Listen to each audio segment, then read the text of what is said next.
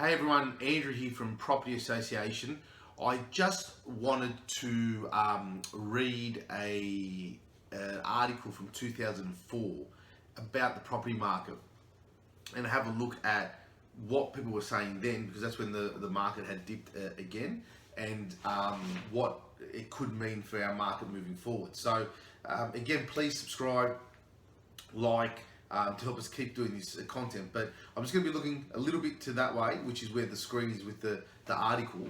And the article was written May 21st, 2004. Here's a snippet of it in The Age. And basically, I'll just quickly read. The property bubble has burst.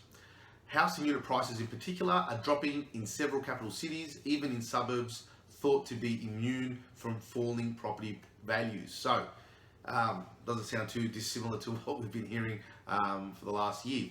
Prices have fallen more than 10% in Sydney and almost 15% in Melbourne so far this year, according to the RBA. Auction clearance rates in Sydney and Melbourne have plunged to levels that some analysts describe as a crash.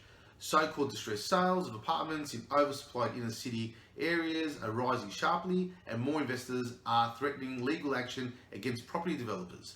We haven't seen that yet. The downturn in property prices is starting to turn ugly. So I'll just keep going because I found it really interesting. Even some property developers and prominent real estate agents, usually cheerleaders for rising prices, admit prices are falling and will drop further in the second half of the year. Excuse my cough. I've had a vicious flu for the last week. So as the article goes on, it talks about blue chip areas like Woollahra, Double Bay, seeing prices fall. In Mossman, another blue chip suburb, prices fell 22% in the March quarter. 22% in Mossman. So I kept reading the article. And another thing, it started to refer to the previous crash of 1989 to 1993. And what it said was that it's unlikely to repeat the fall of an 18% record in the property slump of 1989 to 93. Yet the RBA estimates that prices fell 8.4% for the quarter of March. So what I wanted to take from this article was that 2004 was a start of a crash. 2017 was the start of a crash. 89 was the start of a crash. But you're not going to find anybody who bought in 88 who's complaining now. You're not going to find anyone who bought in 2003 at the peak who's complaining now. And subsequently, you're not going to find anyone who bought at the peak of 2017 complaining in 2025 and 2030. The key thing is you've got to ride out this storm if you can. If you can't, there's no point just stressing out and going bananas over it and affecting your health and other areas of your life. But if you can make other sacrifices to fund these properties, you'll be well ahead. So somebody who bought at the peak of 2003, when I was doing my research, the prices were actually quite similar in 2010 to the peak of 2003. Now that person, even if it cost them $5,000 or $6,000 a year to hold that property, for example, then over those 6 years, it probably cost them, somewhere between $30,000, $40,000 to hold that property. But from 2012 to 2017, there was about a 70% increase in prices. So that investment, and also the rent started to creep up from 2010, so it started to offset some of that loss. So if you look at someone buying that unit or property at the peak of 2003, by the time you hit 2017, it might have cost them $80,000 to hold that property, that investment. But from 2003 to 2017, that property, went up by $500,000-$600,000. So where else could you invest $80,000 and get back $500,000?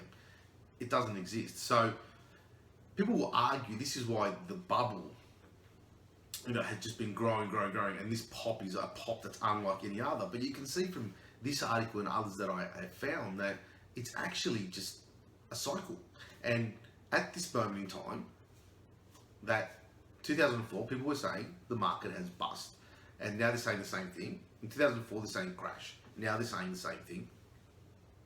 The key thing to remember is that normally when the market turns in this cycle and everything does what it does in a cycle, is that normally there's a point in time where there's bulk sale discounts. So developers with lots of units they can't sell are doing 20% discounts. There's mortgagee sales. Now mortgagee sales have started to creep in because the mortgage stress has gone up, and we've done a video on that. But the bulk sales, I've only heard of one in Sydney of recent note. And so that's why I feel like there's a little bit more to go in terms of bottoming out. The second rate cut in a row, I think, has been fantastic in the sense that it was well needed. What I'm a little bit scared about is that probably the data in April would have been really bad, really bad. But the Reserve Bank would have felt that cutting interest rates in May, just before an election, would have potentially not have been seen as an independent move. So they held out an extra month, and the data just kept getting worse. So they've gone bang in June, watch the data, nothing's improved, and they've gone bang in July. So some people are being optimistic in terms of these two cuts, saying yes, it's going to bring people back. I'm a little bit less optimistic in the sense that I think, well, if the RBA, hadn't cut rates for so long, and historically when it got to 1.5%, they said, well, look, we're not going to cut any further, because even though we probably could justify cuts, we've seen in America they kept cutting rates and it did nothing. So we need to hold the rates where they are. So then if it gets really bad, we have some mechanism we can use to bring back the economy a bit.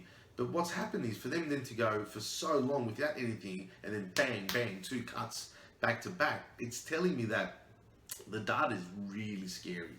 So I think, again, it's not about not buying at the moment, but what it is just making sure you do your homework, negotiating really hard. And I just found it quite interesting in this article about 2004. I've tried to find something from the late 80s as well, but I haven't had much success, but I will try. And I think what we're going to see now is probably towards the end of this year, that little bit of bottoming out, and then hopefully with next year kicking in with the low interest rates, we probably will see another cut towards the end of the year. And I think that next cut is what's going to start to stimulate investors coming back, because rents have pulled back quite a bit. But I think with another interest rate cut, there's going to be a lot of people who are renting who are going to be able to start to afford to buy.